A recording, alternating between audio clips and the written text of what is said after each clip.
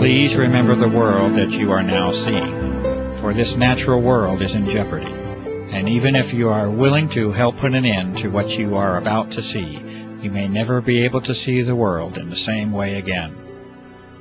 In the early part of 1999, an immense operation began, an operation using aircraft that many of us will find difficult to accept. This operation involves a dispersal of massive amounts of fine materials into the atmosphere, and the implications of these actions are grave and far-reaching, and they strain the limits of understanding. There will be counterclaims to the evidence that is presented within this film, and you will be told that all is normal and as it should be. You will be told that there is nothing to be concerned about, and that all is as it has always been. Your eyewitness accounts will be dismissed as unreliable. This dismissal by claimed authorities and officials will be in direct contradiction to fundamental physical principles and your own common sense, but you will encounter it nonetheless. This dismissal now spans a time period of more than 5 years, and it accompanies a grassroots awareness that has been reached by millions of concerned and engaged citizens. From this point on, I urge you to use your own mind to reach your own conclusions on the truth of the matter.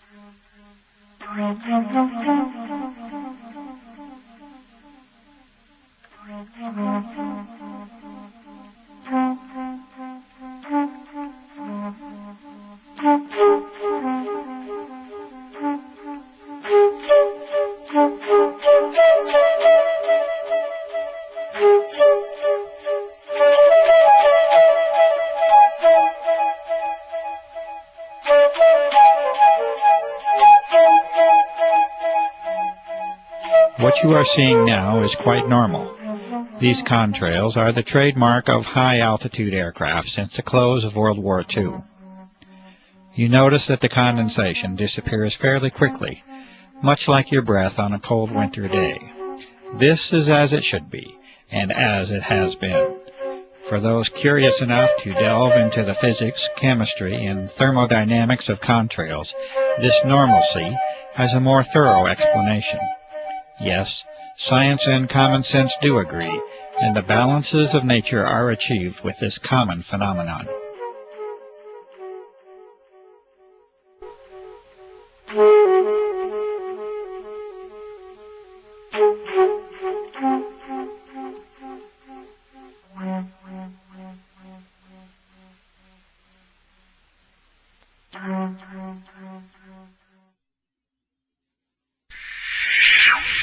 And now we must take a different turn, a turn to explore an unusual world that now surrounds us, and yet a world that many of us remain unaware of. The atmosphere of this planet has been changed, and you are now being introduced to one of the main causes of that change. The aircraft at the upper portion of the screen is leaving a normal contrail, and it vanishes as any trail of water vapor is expected to.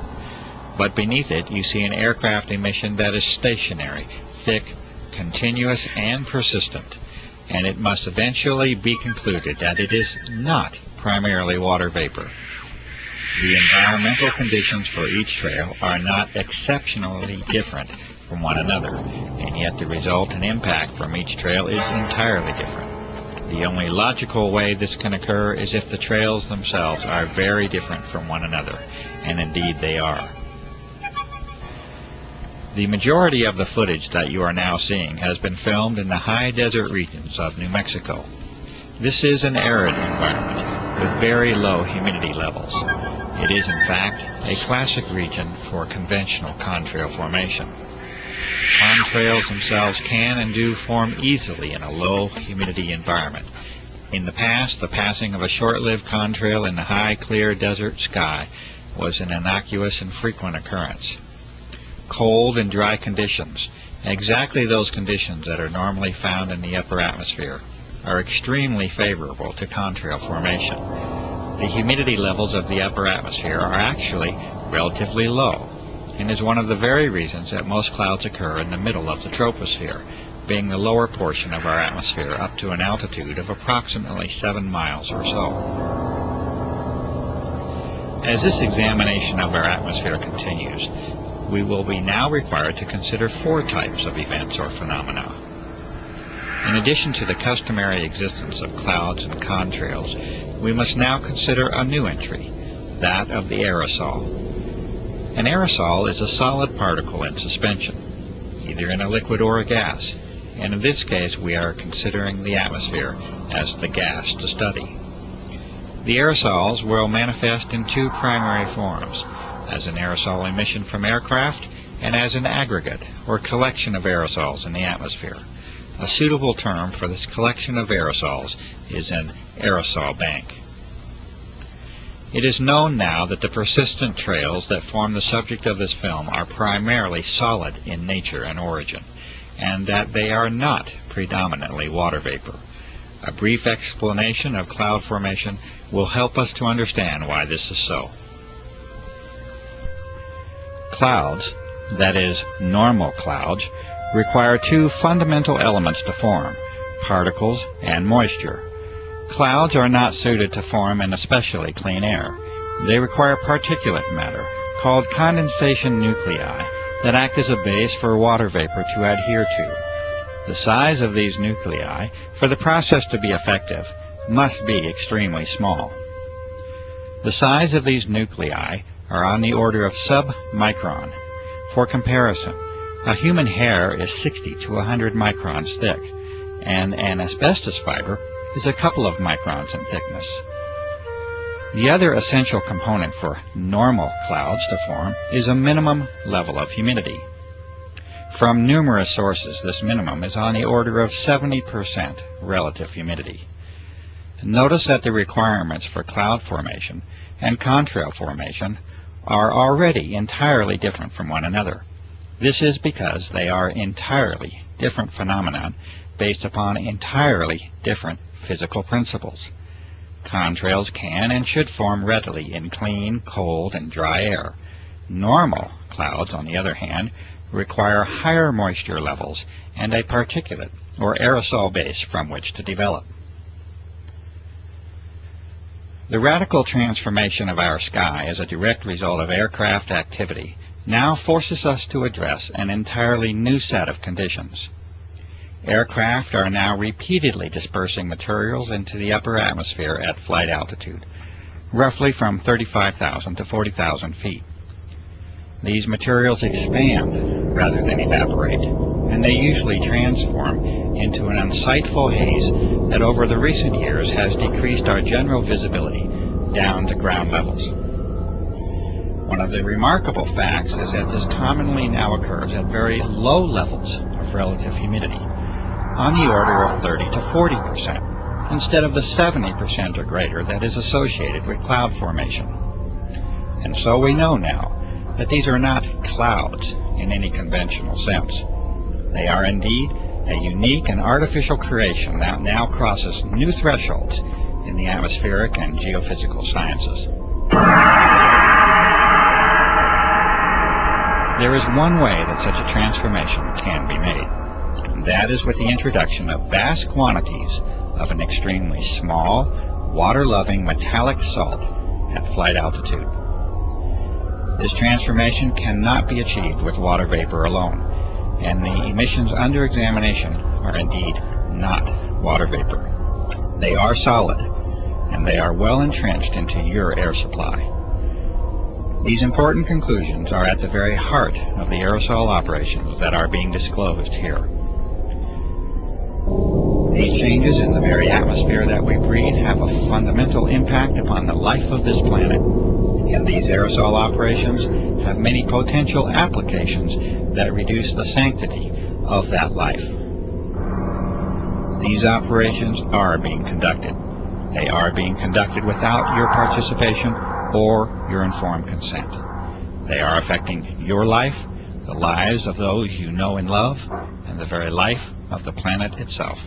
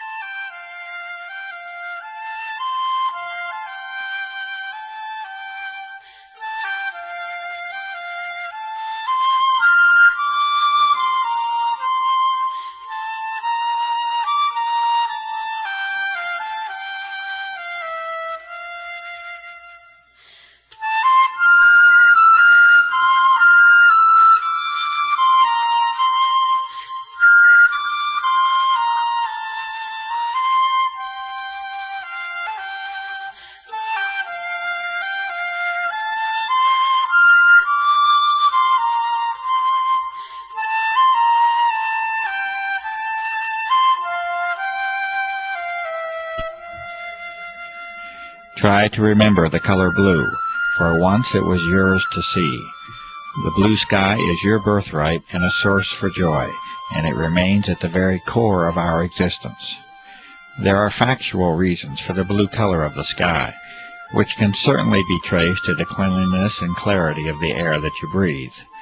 But please do not lose the wonder of the sky itself, the magic and emotions that you have once shared with the earth in all of its glory. These are more than facts, reasons, and observations. They are the experiences and memories of life itself.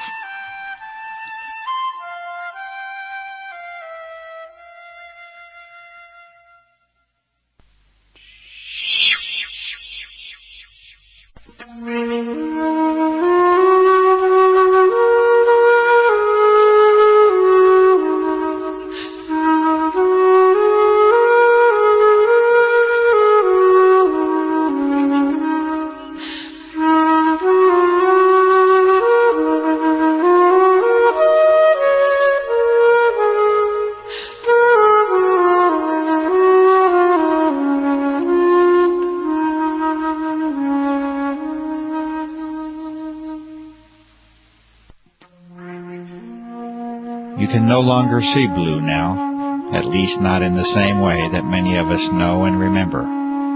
Your horizon has largely turned to white, and there is a very good reason that this is so.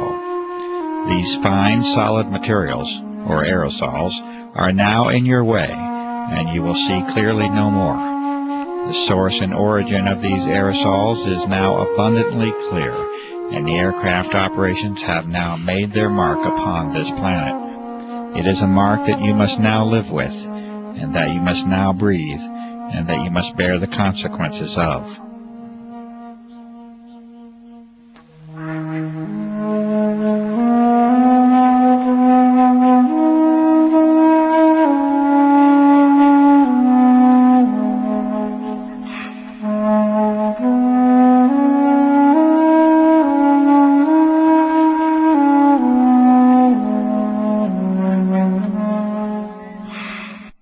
That is, unless we all become aware of the level of damage that has already been done, and unless we act together to reclaim our planet and its atmosphere.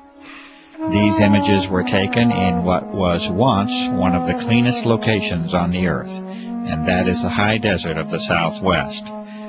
You may now see for yourself the daily reality of your existence, and it is a sad change that we have allowed to occur. Please, remember the color blue.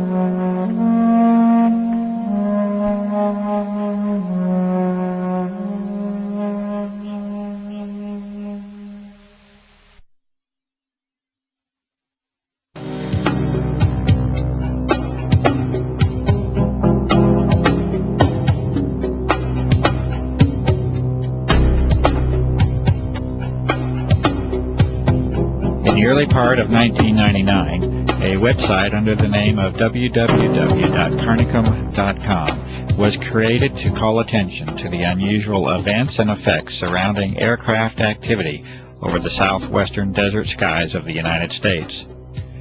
The developer of that site was a generally quiet and conservative former federal employee with no political or environmental notoriety. Within a matter of days, it was apparent that this site was immediately drawing attention from a broad host of high-level government and military agencies, defense contractors, research organizations, chemical and pharmaceutical companies, and health organizations. This interest was documented on this same site for a period of several months, by which time an obvious pattern of monitoring the developing research was apparent. Over the next few years, a glaring disparity had evolved. On one hand, a high level of monitoring of documentation, sampling methods, research, analysis, and disclosure efforts was now documented. On the other, a campaign of continuous dismissal of the significance of the issue and a refusal to investigate was conducted by those very same visitors. You are now seeing a small sample of these frequent visitors and monitoring agencies and companies, such as the Pentagon, multiple Air Force bases, the United States Senate, aircraft manufacturers, pharmaceutical and drug companies, national security, intelligence and emergency agencies, weapon and defense system contractors, research organizations, and the media. The United States Air Force is now on public record as declaring that the entire subject of this documentary is a hoax. This assertion was first made by Lieutenant Colonel Michael K. Gibson in August of 2000, when he stated that, quote, "The chemtrail hoax has been investigated and refuted by many established and accredited universities, scientific organizations, and major media publications," end quote. This assertion was later escalated when Colonel Walter M. Washabaugh in 2001 repeated verbatim the previous declaration. Colonel Washabaugh also did not opt to provide the detailed list of the refuting parties. Charles H. Taylor, North Carolina, from the House of Representatives, has stated in March of 2000, in a response to constituent concern, that he has been, quote, "informed by the Air Force that these chemtrails are nothing more than ordinary contrails," unquote. He also states that they pose no environmental hazard or risk to human health, and that we can be assured that he will continue to monitor this issue. Harold Halsness, from the Office of Secretary of Defense, and in response to a direct inquiry to former President of the United States, William Jefferson Clinton, in January of 2000, states that he is familiar with some of the reports on this issue, but that he finds them unsubstantiated by the facts. In addition, assurances offered that there is certainly no cause for alarm. In the first of many responses from the United States Environmental Protection Agency, under the directive of Carol M. Browner, Administrator, it is acknowledged in December of 1999 that citizen concern is focused on whether or not aircraft may be involved in operations that release chemical or biological substances. The EPA responds that they are, quote, "unaware," unquote, of any such applications by such aircraft. In January of 2000, a certified letter including a physical sample of highly unusual airborne fibrous material is sent to Carol M. Browner with a request for identification of the material on behalf of the public environmental and health interest. The EPA responds again in February of 2000 in two separate letters with the statement that they are, quote, "unaware," unquote, of any programs to disperse materials into the atmosphere using aircraft. The EPA does not acknowledge the receipt of or the existence of physical materials within the correspondence. In October of 2000, a series of more than 1,000 petition letters of concern was sent to Carol Browner as an indication of significant citizen concern on the aerosol issue. The EPA responded once again in December of 2000 that they continue to remain, quote, "unaware," unquote, of any aerial application of chemical or biological substances that may have an adverse effect upon the population. After a period of approximately 6 months, the EPA continues to take no action regarding the identification of the physical sample under their custody, and no acknowledgment of the receipt of that sample is made. The discovery of unusual biological components within that sample by independent researchers heightens the concern for identification of that material. In response to an inquiry from Senator Jesse Helms of North Carolina to the Environmental Protection Agency, Region 4, the EPA once again responds with the phrase of choice, that is, the EPA is, quote, not aware, unquote, of any programs to disperse materials on the population using aircraft. The EPA expresses its appreciation over concern about protecting the environment and is hopeful that their reply addresses any concerns. Greenpeace, an international environmental organization, when contacted regarding the aerosol issue, stated in September of 2000 that they are, quote, unable to comment, unquote, and that they do, quote, not have an official position, unquote, on the matter. In a separate correspondence, Greenpeace responded to a citizen that they are concerned about global environmental problems and that they do not have local chapters that can help with this particular situation. In October of 1999, Senator Jeff Bingaman of New Mexico replied to a concerned constituent that the Air Force has assured to him that what is being observed are simply normal aircraft contrails. It is further stated that although there may be the appearance of an aerosol operation, this is not the case. Senator Bingaman also informs the constituent that he will ensure that the Air Force will reassure people about this issue. United States Senator Richard Lugar replies to a constituent in July of 2000 that what is being observed is simply a normal contrail, as has been seen since the close of World War II. Furthermore, Senator Lugar states that the FAA, NOAA, the EPA, and academic professors have examined the claims only to find out that they have been made by disreputable sources and that upon challenge provide no evidence or data. Representative Mike Thompson of California replies in April of 2000 to a concerned individual that what is being reported and observed is simply a normal consequence of aircraft traffic, and that there is no environmental hazard or risk to health. The State of New Mexico Environment Department in September of 1999 acknowledges a number of complaints received regarding aircraft activities over the skies of Santa Fe, New Mexico.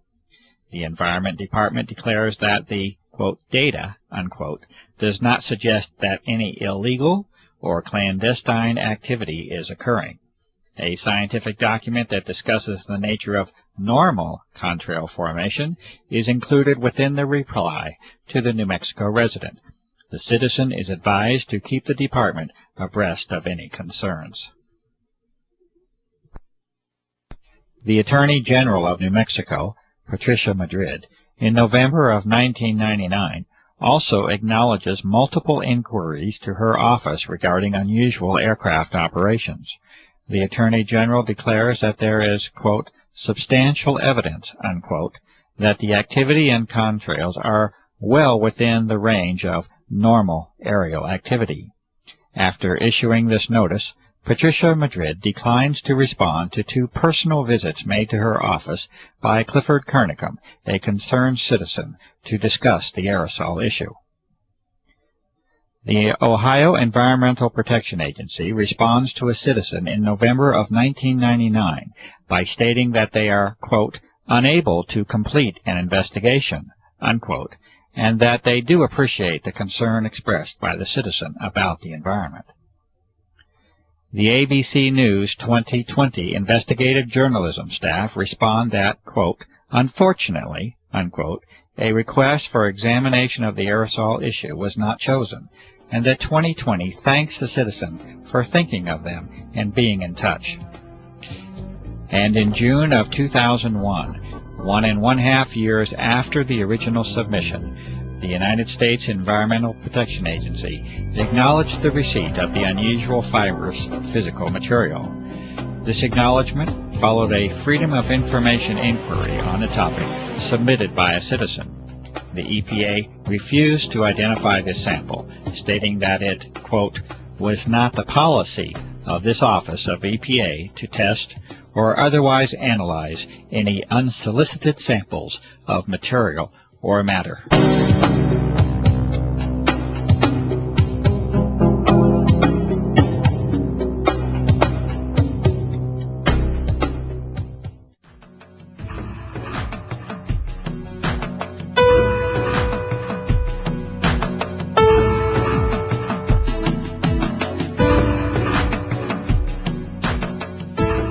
Since the beginning of 1999, a series of more than 36 scientific, physical, observational, and analytic methods have been used to examine the dramatic alteration of the atmosphere that has taken place. These tests have been conducted with much labor, time, and expense. They have been conducted with very limited resources and equipment, much of it requiring original construction, development, or modification. What follows is a partial presentation of these sampling methods. The diversity and thoroughness of examination is apparent in the work that has now spanned more than 5 years. The officials and authorities have not attempted to replicate these testing methods, at least not publicly. They have not reacted to the results in any formal fashion, and they have not tangibly responded to the many calls for public inquiry and investigation that have been made.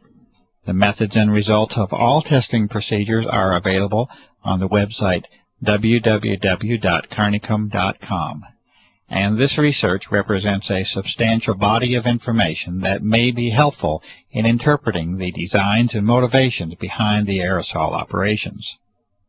Essentially, the method is one of reverse engineering for a global covert operation, and there is no limit to the work that remains to be done. These findings, conducted for more than 5 years, are offered to the public. These studies begin with an examination of contrails themselves, a very common and ordinary phenomenon involving the freezing of water vapor into ice and their subsequent dissipation through evaporation and mixing. Meteorological studies of contrail formation and cloud formation have been made. Visibility standards and their reduction from a maximum of 40 to 10 miles have been called to attention. A study of pH, or of acid and alkalinity level, of rainfall has been conducted by a network of concerned citizens across the country. Highly unusual statistical results are present in the vast majority of these studies. Telephotos have been captured in the earlier phase of operations that directly show emissions from aircraft that are in complete defiance of any normal contrail formation. These unusual emissions are not a result of environmental conditions.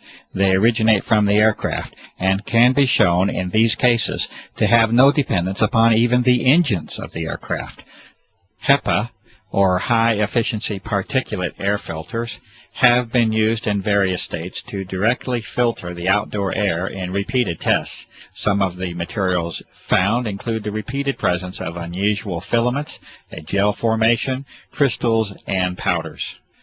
Extraordinary levels of particulate materials have been directly observed and recorded using simple methods discovered by citizens across the country. These methods include the corona of the sun and extremely powerful lamps. Caution with the solar method is especially advised. These observations have been taken under the most ideal weather and air quality conditions, and they nevertheless provide alarming and direct evidence of the substantial changes that have occurred in our atmosphere. Rainwater samples have been distilled to concentrate any solid materials or particulates.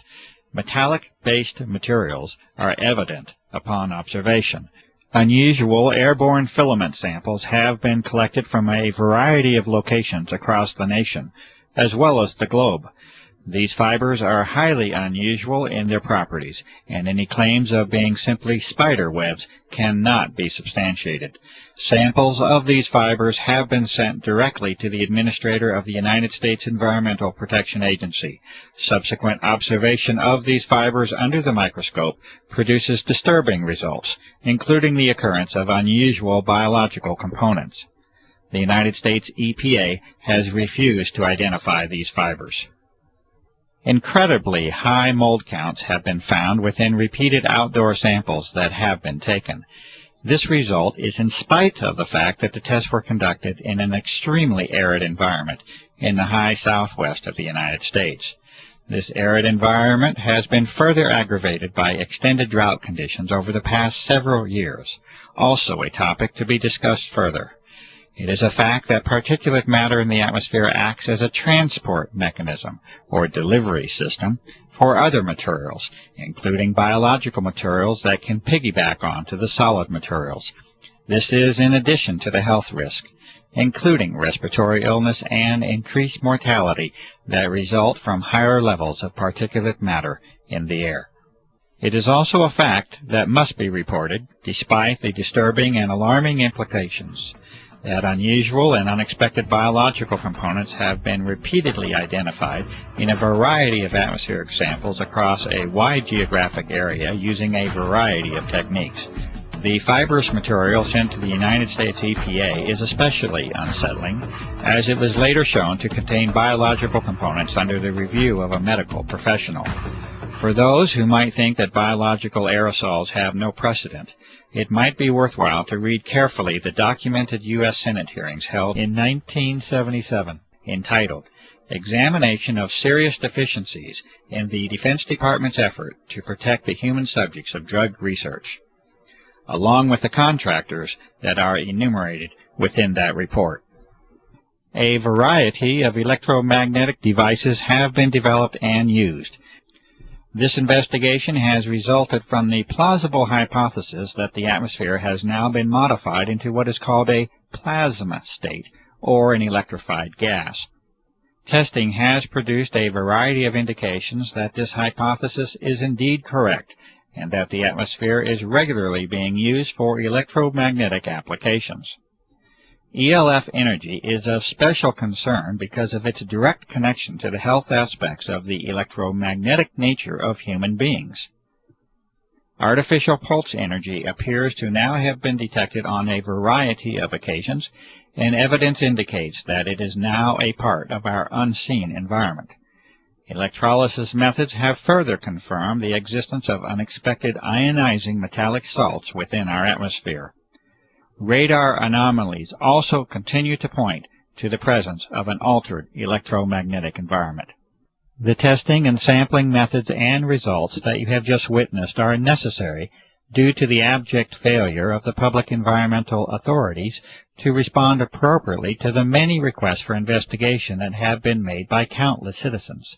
The responses of the so-called officials and authorities has already become painfully apparent.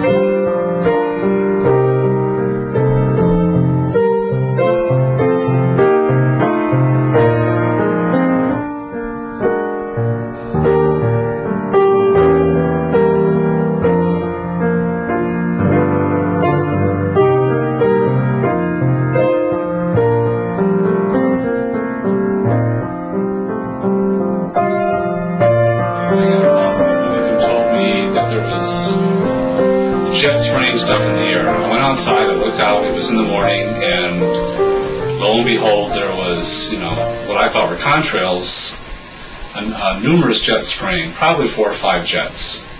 The contrails were not dissipating, they continued in the air, and I watched. Actually, I was horrified because I'd never seen anything like this before, as it continued all day long. And the result was, within a couple hours, the entire sky was totally blotted out with this messy white haze. I started documenting after I discovered that nobody was paying attention, and that even people who would look up and acknowledge that they see the same thing, they weren't at all concerned about it. They didn't think that it was anything of importance. And when I moved to Santa Fe, one of the reasons I moved here was because of the sun and the beautiful sky that they had here. And I've been somebody who's always watched the sky. And the sky here was deep blue and beautiful, and it was something that gave me energy. It was just something that just elevated my spirit every time I saw it, no matter how bad my day was going. If I could get outside and see that beautiful sky and those big fluffy white clouds, everything was okay. And so I saw this being taken away, basically, and I didn't know what was going on, and I didn't know who was doing it or why it was being done, and I still don't know. But what I do know is that it is being done, and it wasn't natural. The jets would come, and I know enough of, I have a degree in science, I have a doctorate in science, so I consider myself to be maybe not an expert in this particular thing, but I know how to look at things, and I know that that if you pass natural sunlight through a substance and it gives off a color, it usually identifies that substance. There's no two substances that give the same color in solution. So I knew that I was looking at something that was other than water, because that would have made what we know as a rainbow. It would have pretty evenly distributed bands of color all along the spectrum. Well, because I was trying to convince people that it was actually happening and it wasn't normal, I began to try to see things that I could point out to the sky while I was with them to say, well, look at this. How do you explain this? And I learned a little bit about meteorology and the atmospheric conditions necessary for even a contrail to form and persist, much less ones that just dissipate, and found that there were no laws of physics that supported this activity, or the explanation of this activity, as a normal water vapor or frozen vapor trail. And so I came up with things like, well, all of a sudden, the jet goes overhead, and in the same sky you'll see 2 or 3 jets passing overhead, and there's nothing. You can barely see the jets because they're so high up. And other jets come into an area, and all of a sudden the white trail starts all of a sudden coming out of the jet, and then it stops, and then it starts again. And I've seen a number of occasions where they just did dashes across the sky. And I talked to a few pilots, and I asked them, well, how can you do this? And they, first of all, they did not believe that anything untoward was happening, and they said, well, you can turn your engine off. I said, would you do it over and over again? He says, if you're nuts, the sky's gone from a deep blue to kind of a silvery white with a little hint of blue in it. Even on the best days, when you don't see a lot of activity overhead for even a week, it never comes close to the deep blue it used to be. And I started noticing, especially by March of '99, April of '99, people were becoming very, very ill. At the time I was working in a healthcare facility, and I was seeing a lot of upper respiratory disease happen. And over the years, I've watched more and more people come down with asthma, and you can hear it. You go to the supermarket and you find children, children that are 2 and 3 years old, and you can hear them wheezing. You can hear rails in their chest. I mean, this is very unusual. I still really do not know why this is happening. I mean, I've gone the spectrum. I've gone the spectrum from thinking, oh my God, they're trying to kill all of us, to maybe they are trying to, protect us from cosmic radiation that may damage the planet. Ultraviolet or X-ray radiation that's coming because the upper atmosphere has been rended in some way, has been torn in such a way as to let those things through. So I've been all the way from the most evil intent to the most beneficent. But in either case, I want to know. I wanted to know. I just want to know. I want someone in an official capacity to speak about it openly, because whenever something happens, and like I said, it's I've learned an awful lot about human beings through this process, because I insist that this is happening, that this is real, and that it's not normal. that there's something happening, there's something under the table going on that's not being talked about, and yet it's happening in broad daylight, visibly. It's affecting everybody. It's certainly, it's no longer the joy it used to be to go hiking in the mountains, to go outside to ride my bike. I've had more upper respiratory and lower respiratory and sinus infections and health problems in the last 5 years than I have in all my life combined. And so that's part of my concern, and also a lot of the people that I care about have been very ill. But in terms of, are they going to stop it? Because the public is concerned? Well, the public is going to have to get really, really concerned in a very, very big way. And the thing that, I mean, now that's a cynical view. A paranoid view is that, well, if the public does have a big outcry against this, well, we already know they can blatantly spray us with whatever the hell they please, and it could be, you know, they could put, you know, put us to sleep or something, you know, they could put something in, you know, some tranquilizers or something. We'd just be walking zombies. In a lot of ways, I think a lot of our population are walking zombies. I mean, the level, the lack of, the general lack of the ability to think critically about anything outside of one's own personal life, safety, football games, is astounding to me. The hopeful view is that they're going to stop this at some point during my lifetime so that I can see blue skies again. And you know what? I've never, ever had that feeling before until this started, that there's actually one thing I want to see before I die, and that is a really deep blue sky.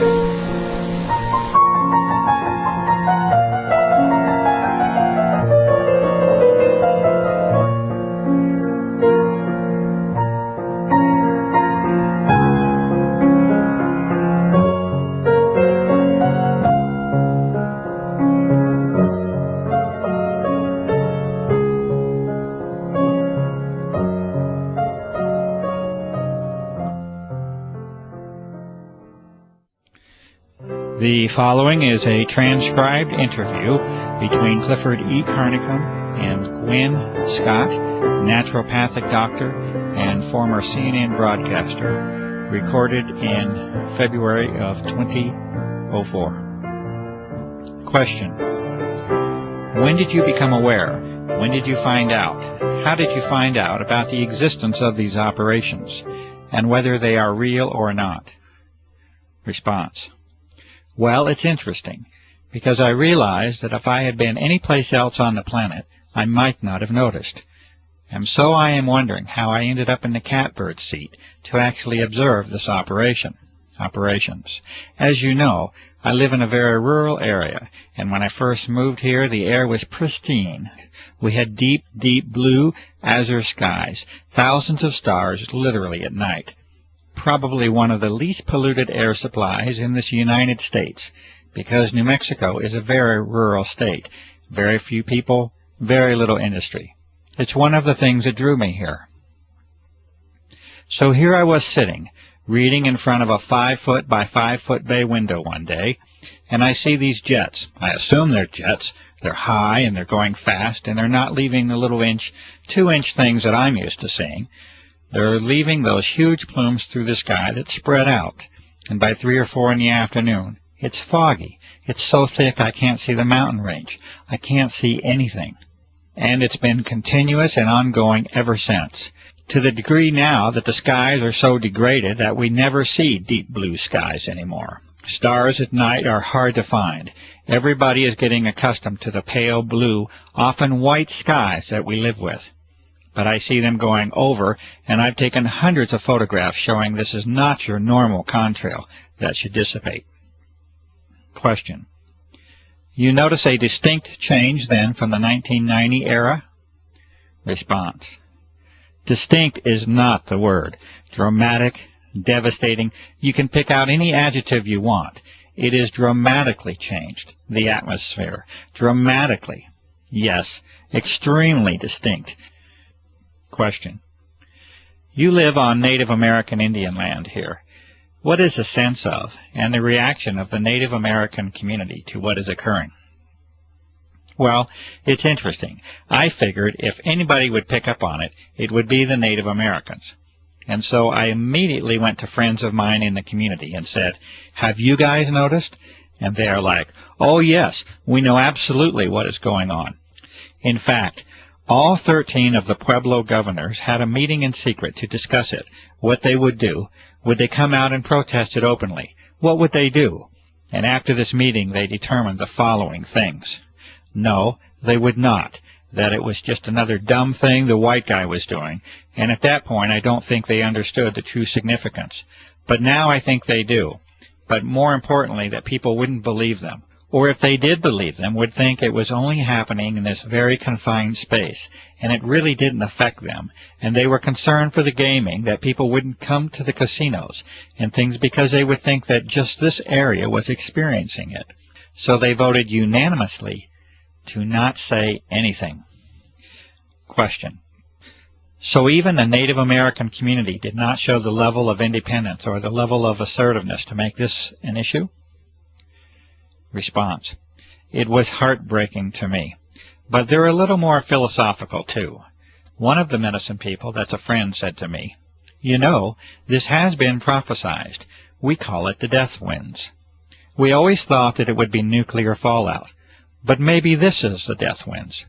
They have a very skeptical view anyway of what the white man's intentions are. Comment. And with good cause. Response. And with good cause, and with history behind it. So, and they've also lost every battle, basically, they have fought that way.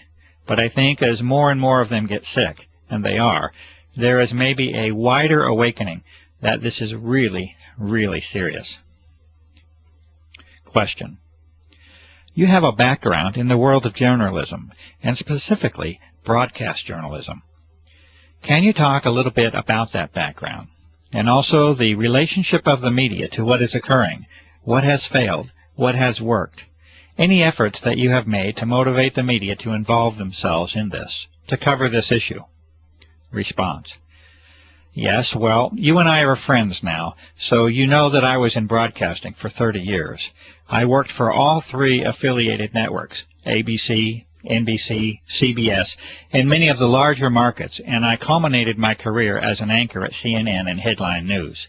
So the medicine part of me was kind of going along as my passion, and so I made my living and had my career as a broadcaster. And any free time I had was spent studying the medicine, because that was where my true heart lay. So I have over the years a lot of really good contacts in some pretty high places in the media. But I would imagine pretty much everybody watching this will know there has been dramatic changes in the media. Who owns the media? The quality of human now being attracted into the media. In other words, why are they there? When I started, it was mostly all print folk, and they kind of had to tell us, you know, come on, clean up your act. This is visual. But people were coming from the old school of journalistic, afflict the comfortable, and comfort the afflicted. And you are the watchdog, and you go for that story, and you never accept the official version, and on and on and on. Most of the media and information we get now is owned by only 3 companies. When they deregulated, the FCC deregulated, they allowed these huge, like AOL, Time Warner, to gobble up. So you've got these large entities controlling all the information, whether it's film, radio, okay. So the complexion has changed, and I would say the kind of person drawn into it, when it became a place where you could make a really good living, and people would go, "Oh, I know you, you're so-and-so." It drew people with different agendas. So you don't necessarily have the hardcore, old-fashioned, get the story. I don't care if my hair is a mess, I don't care if I'm dripping wet. There's a few out there still, but for the most part. So that's that. And yes, when this started, I called in every chip I ever had.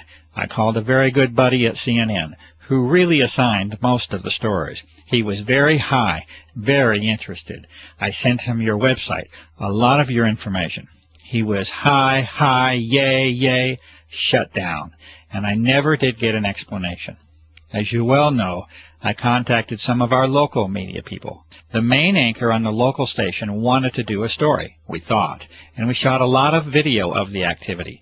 In those days, it was very obvious. Now it's a little harder. You don't have the mornings where you have the deep blue sky, and then the afternoon. You get the pale blue-white sky if you're lucky. And as you well know, that story never aired. Comment.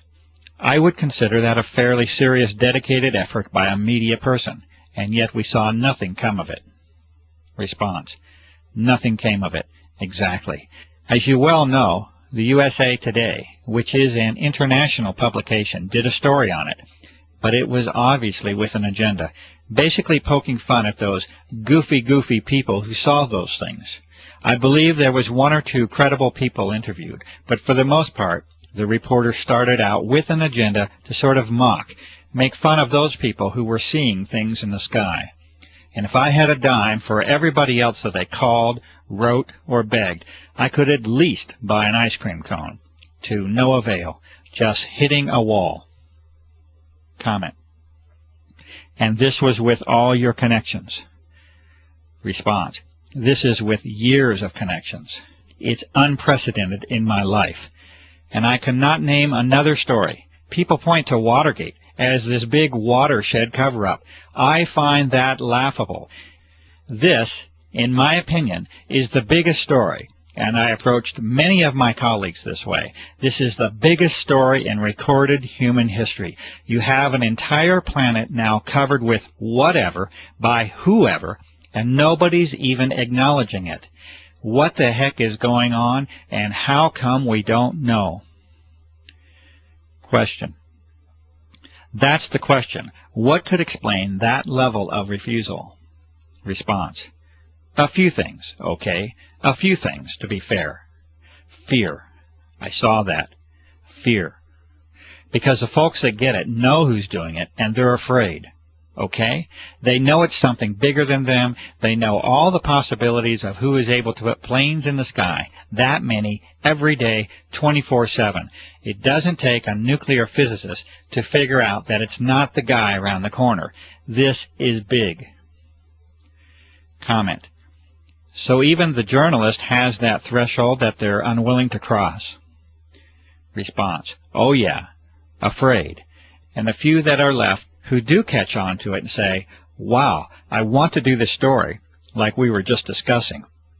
They hit a wall somewhere, and I'm never told where it is. I don't know if it's the news director. I don't know if it's the station manager. I don't know who. But they hit that brick wall, and it goes away.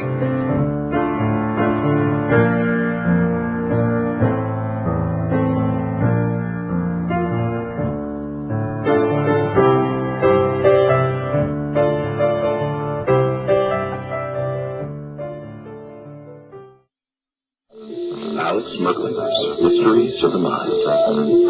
It is the world that has been pulled over your eyes. As you know, I've been a pilot for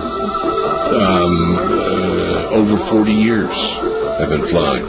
I stopped counting my hours at 3,500 hours, which is a fair amount. I've owned 7 airplanes in my life. I have ratings all the way up to twin IFR. I am not jet rated, but you know, everything else but. Today, Clifford, when all of a sudden you see these trails in the sky in the morning when you wake up, and by late morning, early afternoon, the sky is totally overcast. It is not natural. The government and other people say, oh, well, that's a contrail, condensation, contrail that all planes do at a certain altitude. And I said, you don't know what you're talking about. Yes, there are contrails. Go back to World War II, we had contrails, but they didn't last. This was, you know, in those days it was condensation of moisture, and then it dissipates after, I don't know, maybe depending on the altitude, maybe a minute, maybe a little over a minute, but around a minute, and it's gone. These things last all day long, unless there's a strong wind and it blows out of the way. Now it's gotten so bad, and I talk to people, as you know, all over the world, and it's happening almost every country that I'm aware of in the world. We have listeners in at least 50 countries that we know of, and people are always reporting back. If we get into a discussion or times that you have been on the show before, people come back and just report incredible experiences. They have a lot of respiratory problems. They never had that before. People are having a lot of sinus problems. They've never had that before. They have been inundated with some of these sprays. You also asked about, how do people feel about it?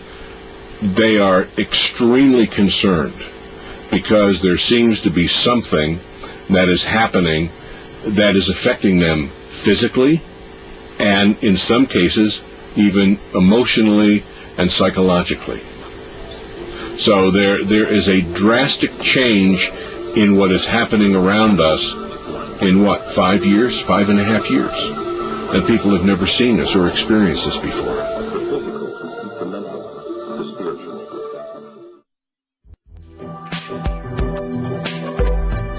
Clifford, it's so good to be on tape in person with you on this subject. I know before we couldn't show my face, we couldn't hear my voice because I was under contractual agreement. I'm no longer under that contractual agreement. So I can be here in person, and that feels good. And I thank you so much for translating my prior discussion with you on the media and all of that. But today what I'd really like to talk about is the medicine end, which is my passion and my whole reason for being involved in this is to try to help people stay as well as they can stay given the givens. I also want to say something that's very important to my heart, is that I am deeply patriotic. That's all I really want to say. Never thought I'd live to be seeing these times. As you know, recently information was brought to us that's critical in terms of health. So I want to deal with that first, and then we can go back and talk about the other contents of this aerosol spray and the impact of the body, and perhaps some mitigating medicines. We have found out through a very credentialed research doctor that perhaps what we're seeing occasionally show up in our air supply is a fungus. The reason this is so critical is apparently this fungus dramatically compromises the immune system by consuming those nutrients the immune system uses to repair and rebuild. And like every system in our body, the immune system has to keep rebuilding itself. It will wear out, it will wear down, and it has to keep regenerating. If it doesn't have those nutritional tools to do that, your immune system becomes dramatically compromised, unable to deal with any kind of invader. That's why I think we're seeing so many more colds and flus than we've seen in the last 5.5, 6 years, than we've seen in a long time. I know in my clients, these things are like epidemic. Sinus infections, colds and flus. That's on the lighter side. On the heavier side, we're seeing a lot more cancers and some very devastating disease, implying an extremely compromised immune system. Part of that has to be this fungal kind of invasion because, as I said, this fungus eats the nutrients that the immune system uses to rebuild itself. People say, well, what do you do about a fungus? Well, there's some things that we know that are very good natural medicines for fungal invasions like that. Garlic kills fungus pretty much on contact. The Chinese mushrooms, reishi, shiitake, maitake, particularly in extract form, have been have a lot of efficacy. Caprylic acid, which you can find in any health food store. There are a number of things, and finally colloidal silver, we know, is a major antifungal. So when people are looking at their bodies and saying, why am I always feeling kind of run down and tired, it may be we're being told now that this person is looking at the blood of many, many people, and in almost everyone this fungus shows up in their bloodstream. So that's something we can take care of. If it becomes something in the lungs, we can do the tea tree oil inhales. We also know that we're getting a lot of particulate heavy metals, all of which not good for the body. And I'd like to just quick run through them, their potential damage to the body, but then also some mitigating medicines we can do. We know that there's some aluminum in this, and we also know that aluminum, unfortunately, can cross the blood-brain barrier. And we know through research it's been correlated to diseases like Alzheimer's. If not so extreme, certainly short-term memory loss. So, sad to say, the blood-brain barrier does not recognize aluminum as a toxin and lets it go through into the brain. The good news is, if you have enough what are called essential fatty acids in your system, your brain has the ability to take that metal, aluminum, and push it out of the brain into your hair. And I think that's why so many people who are getting hair analysis are seeing high concentrates of aluminum in their hair. It's the brain doing its job trying to get this toxin out. Some good essential fatty acids that you can consider are flaxseed oil, evening primrose oil, and most recently brought to me very profound is krill, K-R-I-L-L oil. It's a fish oil that's fairly pure. These essential fatty acids allow the brain to get rid of that aluminum. We also know that barium is part of the mix, and barium, besides being a carcinogenic, knocks pretty much all the potassium out of your body. And I'm seeing in my clients a lot of muscle weakness, a lot of heart palpitations, all related to either a complete loss of potassium or way too low level of potassium. So we know, since we're bringing barium in and it's knocking the potassium out, we need to supplement more potassium in. And I would say, for anybody who's listening to me, the responsible thing would be to say, to share whatever you decide to do with your health care practitioner, because if you're on certain medications, it can contraindicate.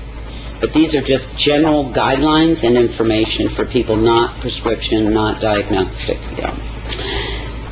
There is also apparently some titanium in this mix from your research, again another heavy metal, and magnesium. And for a long time, I could not understand why that would be a bad thing, because we're always encouraging people, to take some magnesium in. However, my brother, who's a physicist, accidentally gave me an answer that I had been seeking 2 or 3 years, why I was seeing so many blood clots and thick, sticky blood platelets, and it's epidemic now, and constantly running commercials for blood thinners and on and on. Well, he tells me when you combine an aluminum ion with a magnesium ion, it clots the blood. So we have both of those in this mix. My personal choice is ginger root for blood thinning. I take ginger root capsules every day. There's also an herb called ginkgo biloba that also thins the blood. But this is a very important cautionary. If anybody is on a pharmaceutical blood thinner, do not add in any of these other remedies, because you can get your blood so thin that if you cut yourself, your blood won't clot. So it's dangerous. So if you're on any pharmaceutical blood thinner, do not add in ginger root and ginkgo biloba and those kinds of things. But if you're not on a pharmaceutical, these are good natural things you may want to consider in terms of thinning the blood. And then there's I get this question all the time. People say, well, what can we do, to mitigate some of this? I mean, it's in every breath I take. That's something I think is hard for people to understand. This is not something that previously I could say to people, please don't eat margarine. Please don't drink tap water. These things are not good for you. I cannot ask people not to breathe. But what I can say, there are things that you can do to mitigate the amounts of it that you're taking in. One thing that you well know I do is when I'm outdoors, I wear a mask. It's not comfortable. It looks silly. I get stares. But I have to tell you, since I've been doing that, I've noticed a big improvement in what kind of symptomology I've had to deal with. Also, there is a very good all-natural substance called diatomaceous clay that has the unique property of attracting heavy metals to it, then binding with them and allowing your body to then send it out through your bowel. In most health food stores, you can find it under the name of bentonite.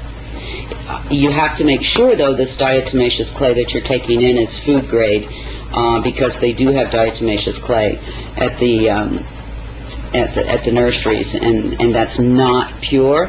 But if you go to your health store, or if you know somebody who has food-grade diatomaceous clay, that is something I do daily to try to begin to remove these metals because all heavy metals are detrimental to the system. Again, flaxseed oil, krill oil, the omega-369 oils, very important, particularly for brain function during these times.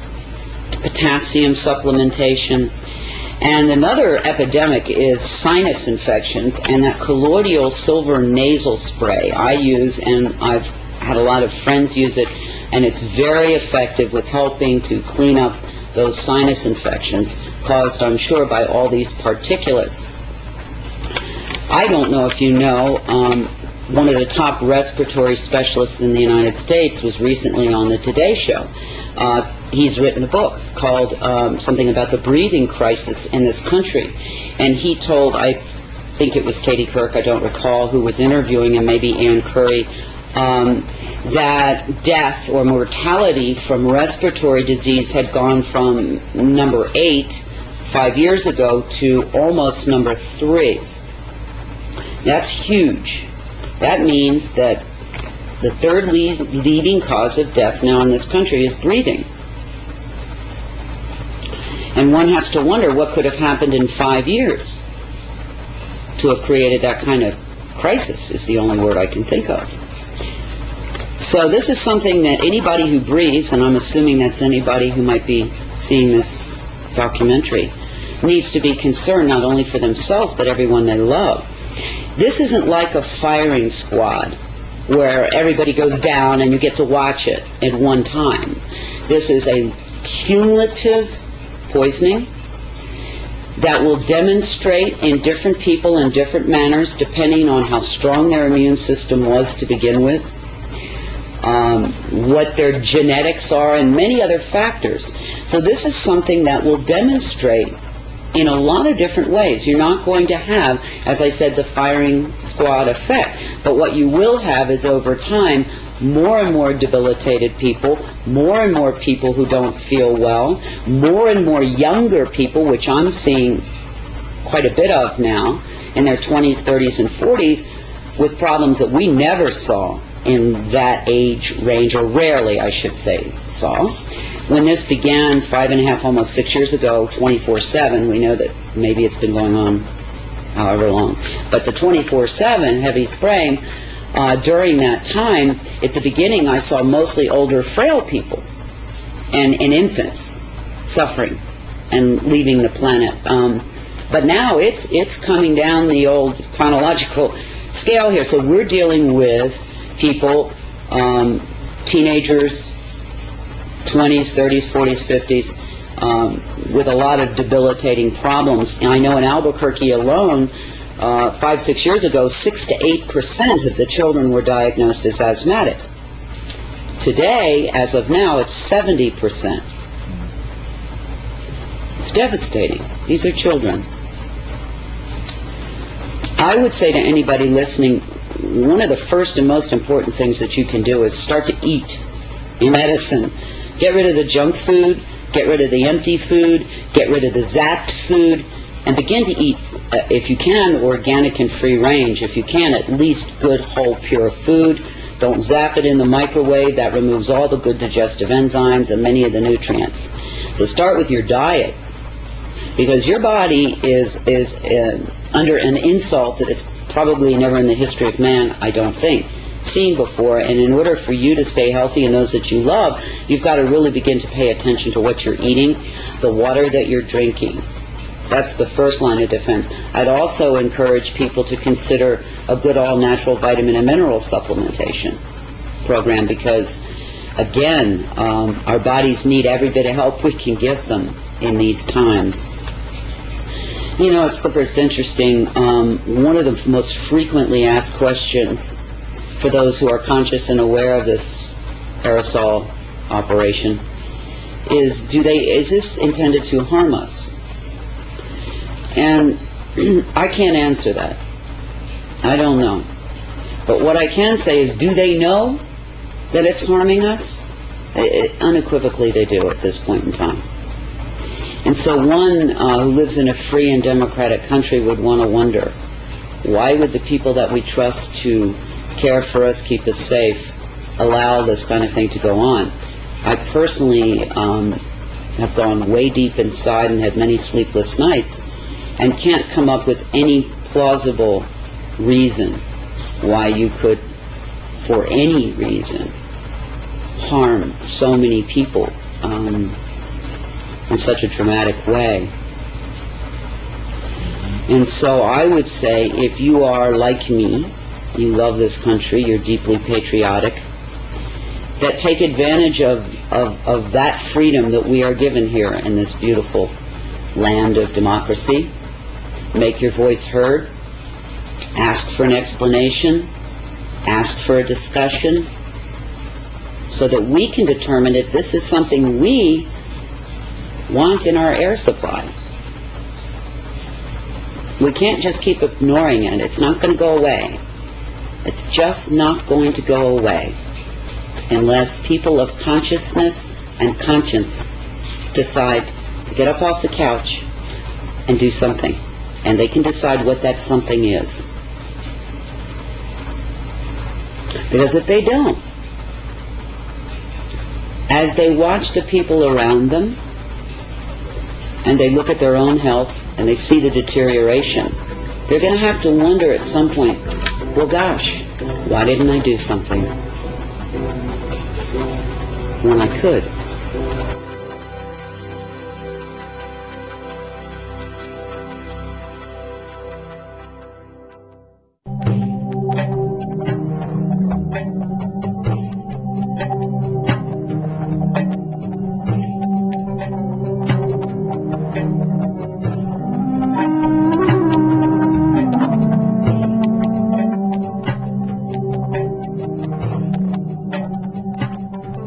Confronting the reality of the changes that have been made to the planet, it is a natural question to ask, why?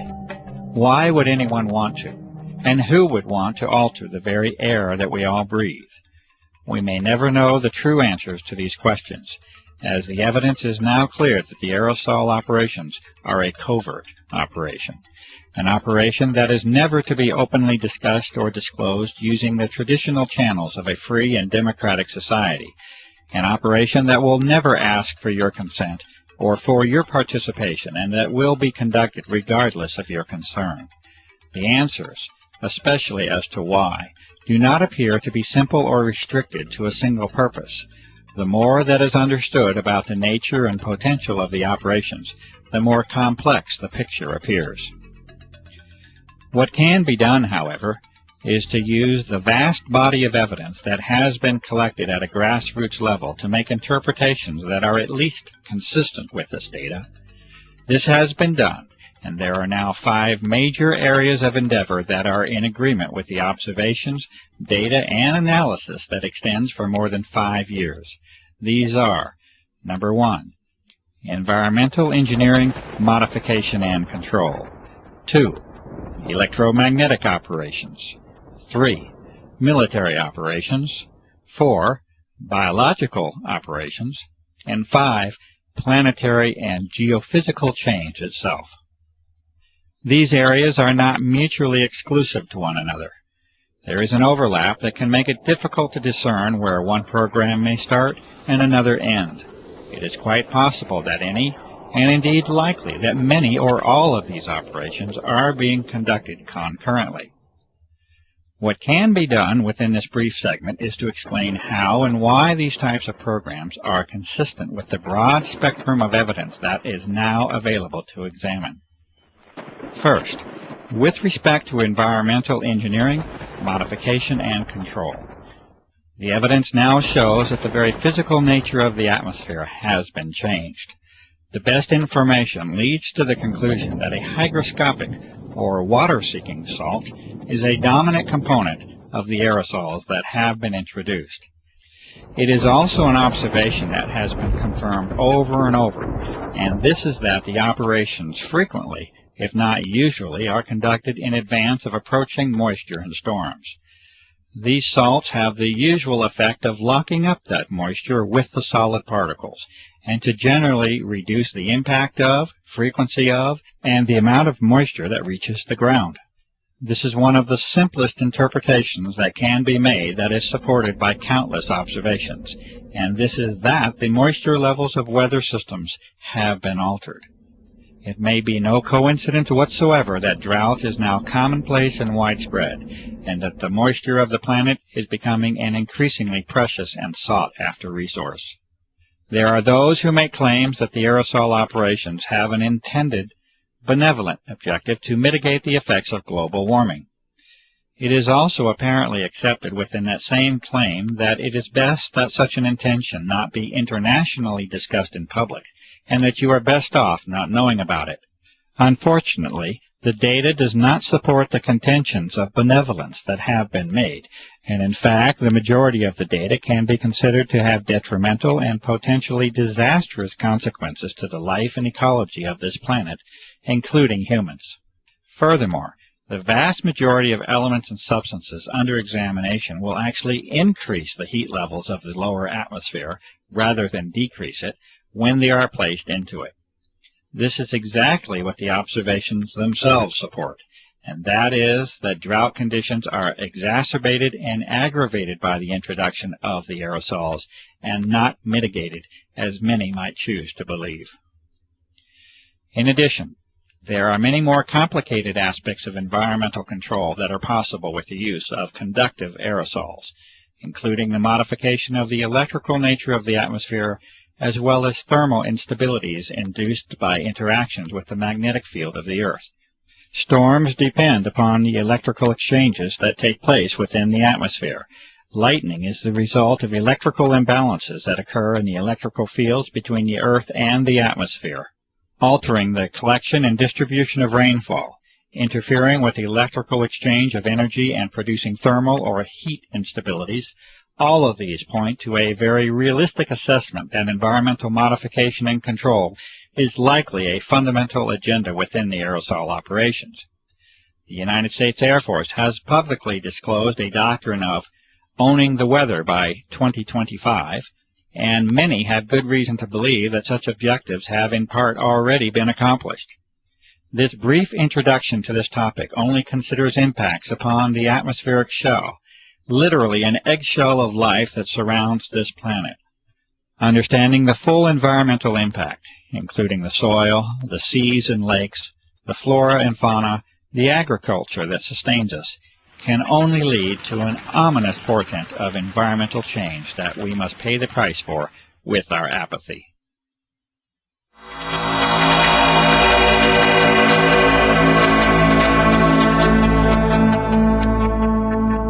Not only are the moisture and heat characteristics of the atmosphere altered with the introduction of aerosols, but the electromagnetic properties have likely been changed as well.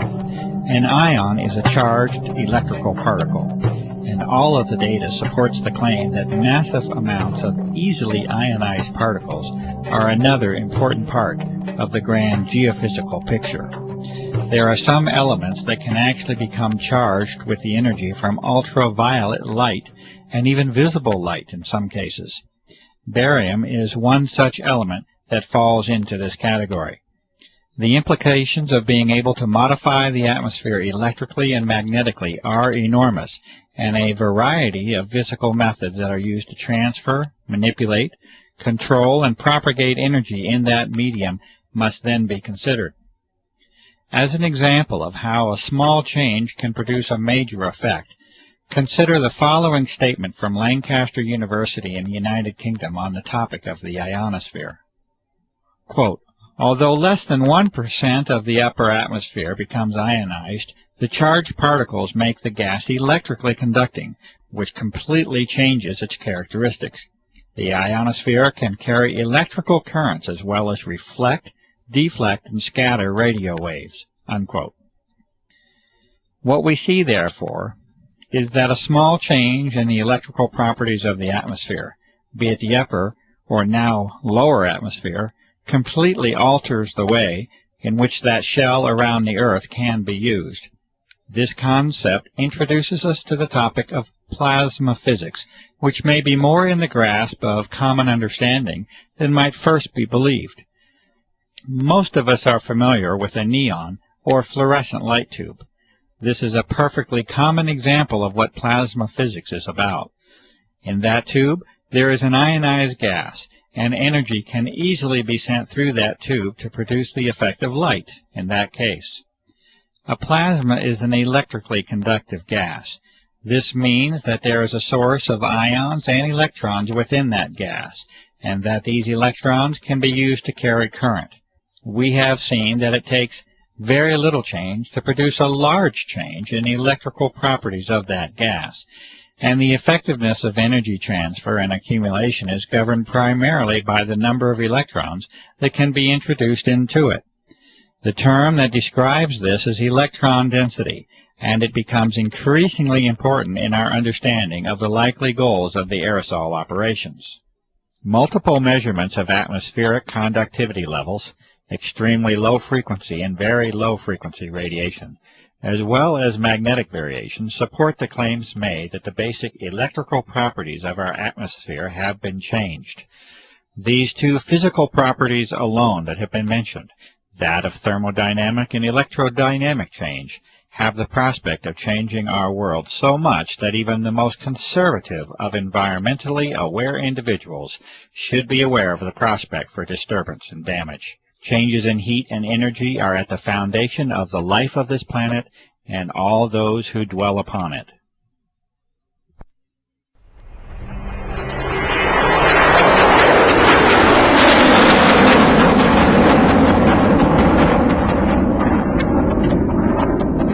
It is a necessary, logical, and natural extension to our discussion of applications to include the almost inevitable role the military assumes within them.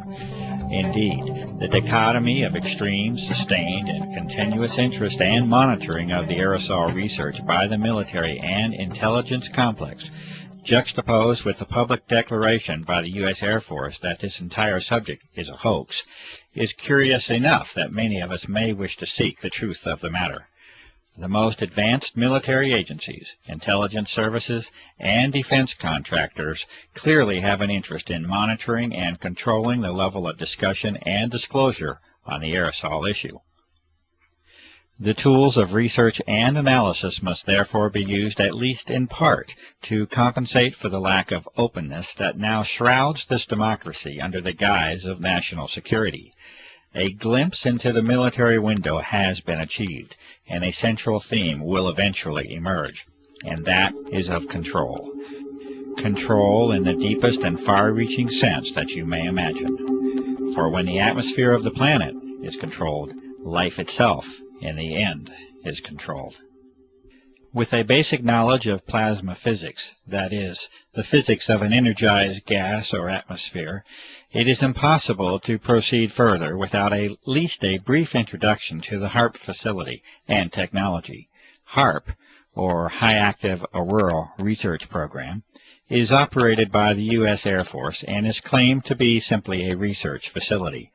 The stated purpose by the Air Force for the HARP project is that of a scientific endeavor aimed at studying the properties and behavior of the ionosphere, with particular emphasis on being able to understand and use it to enhance communications and surveillance systems for both civilian and defense purposes. It may be this, and then again, it may be more than simply a scientific endeavor. It may also be enlightening to consider United States Patent 4686605 by Bernard Eastlund in 1987 entitled, A Method and Apparatus for Altering a Region in the Earth's Atmosphere, Ionosphere, and/or Magnetosphere. There are many who have sensibly concluded that this patent essentially represents a blueprint for the HARP facility as it has been constructed. This patent makes mention of numerous objectives and methods of operation that far exceed any scientific endeavor alone, and references the work of Nikola Tesla as a source of historical contribution.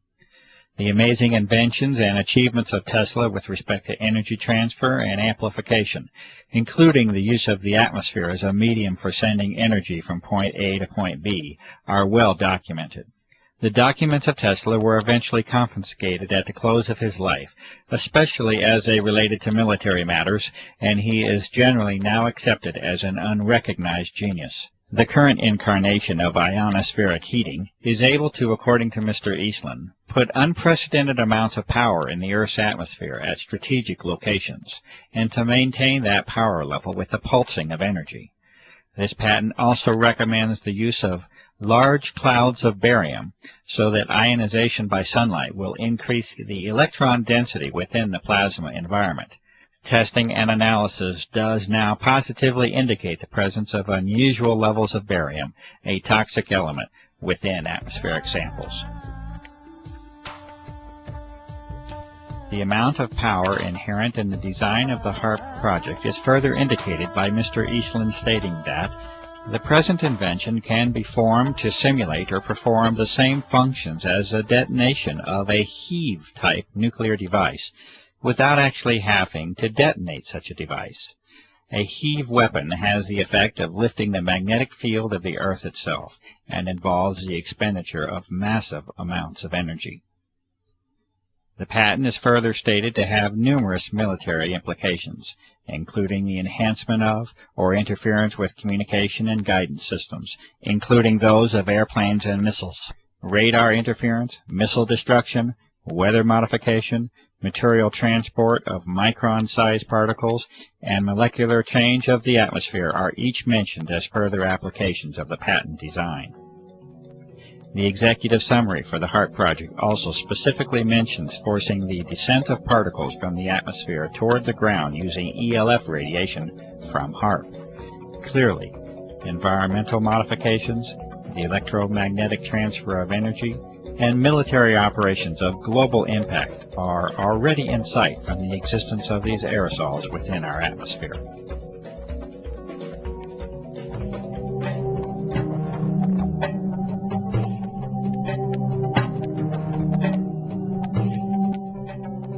In 1977, the United States Senate held hearings on the subject of biological testing by the Department of Defense on human subjects without their informed consent.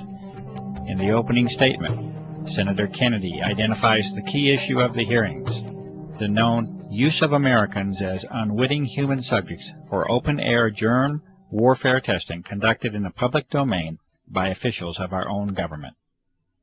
Furthermore, he poses the critical question, should a democratic people cede to its government the full responsibility of determining when secret tests on unwitting subjects are necessary to protect the nation's security?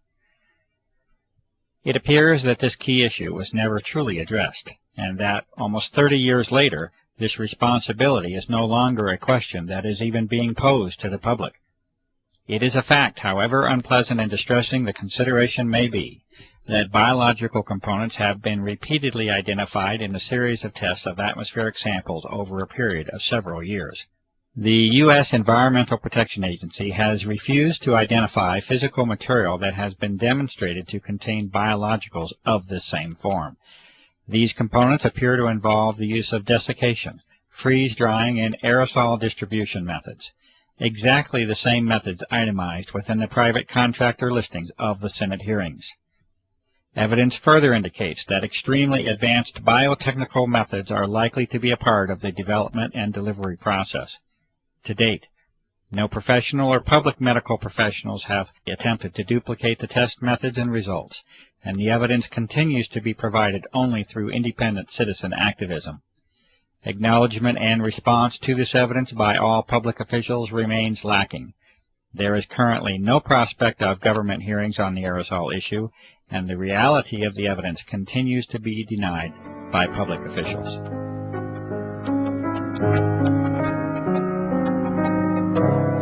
And lastly, although more conceptual in nature than our earlier discussion on environmental modification, electromagnetic, military, and biological aspects of the aerosol issue, it is not unreasonable to consider interactions with the Earth as a whole. It is not impossible that there may be connections between the energy levels of this altered plasma of the Earth and geophysical processes, including Earth changes. There has been increased attention in recent months by prestigious scientific organizations, mainstream media, and the Defense Department itself on dramatic Earth changes that are foreseen in a not-too-distant future. These discussions center on major climatic change and geophysical field changes, such as the magnetic field. Under disclosure is the likelihood that these changes occur much more rapidly than was previously supposed. It is at least a theoretical reality that a plasma sheath around the Earth can accumulate energy. This originates from the combination of increased electron density and low-frequency energy propagation. There are many questions that can be asked as to how and if this energy can be harnessed to affect the Earth.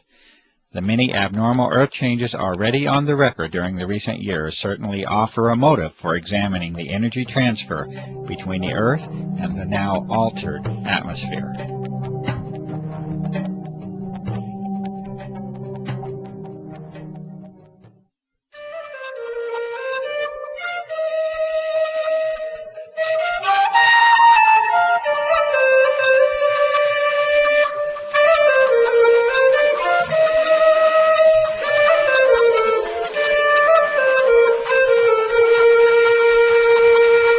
You have seen traces of a world still in a state of beauty, and you have seen the signs of a terrible change. It will be for you to decide if the claims of this documentary are true or not. You have seen the distinctions between what mankind has known for decades to be in harmony with our surroundings, and that which is a product of our urge for technological supremacy over nature. You have seen a clear sky, this blue that was but is no more. The sky that has been taken away from us all. You have been confronted with assertions of operations on a scale never seen before in the history of mankind, and you have been shown evidence that aircraft can alter and have altered the fragile envelope for life that we call the atmosphere. You have seen science and sampling applied to the problem over and over at the grassroots level.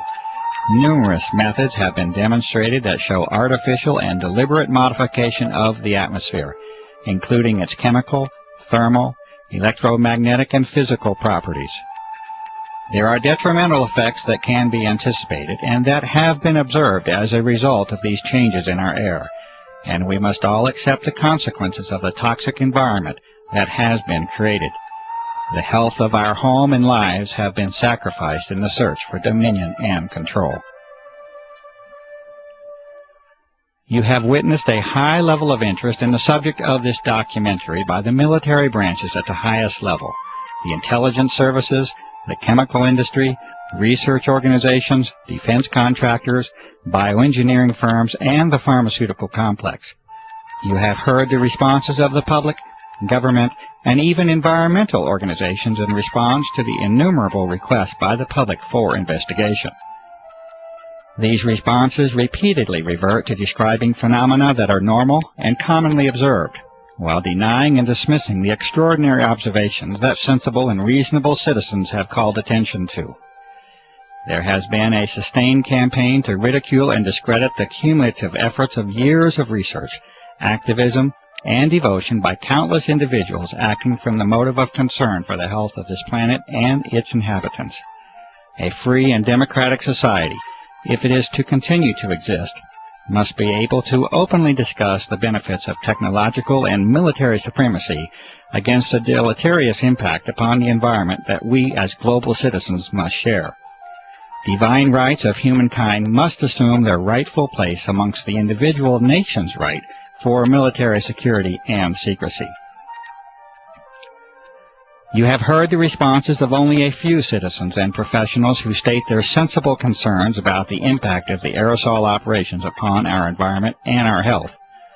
The lack of time prevents the presentation of the awareness that is now known to be shared by a grassroots network that conservatively must include millions of people.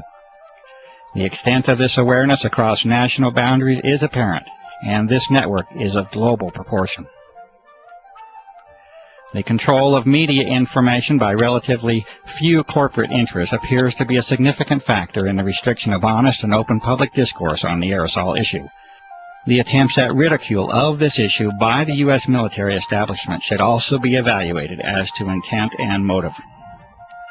You have been provided with an analysis of the potential agendas of the aerosol operations, the conduct of environmental, military, electromagnetic, biological, and geophysical operations are each consistent with the vast body of information and evidence that has been accumulated over a period of more than 5 years. This result has been reached with the painstaking efforts of numerous citizens, researchers, and activists across the country and around the globe. Many of the operations under consideration would appear to regard the welfare of human beings, the life of this planet, and our environment as a low priority. Many people, having become convinced of the reality of these operations, will naturally ask the question, what can I do to help? It is also known from experience and history that many of these same individuals feel helpless and powerless after they confront the immensity and complexity of the operations. They also often become disillusioned after encountering the predictable and disingenuous responses of our public servants. It is also known that the traditional methods of dissent and activism are no longer working, and the political process is failing in a constitutional sense. Petitions have been signed and disregarded. Appeals for investigation are dismissed. Calls for media involvement lead to crafted articles of ridicule. Even the legitimacy of the voting process itself is in question. There is no comfortable, reassuring, and simple answer that can be given to you.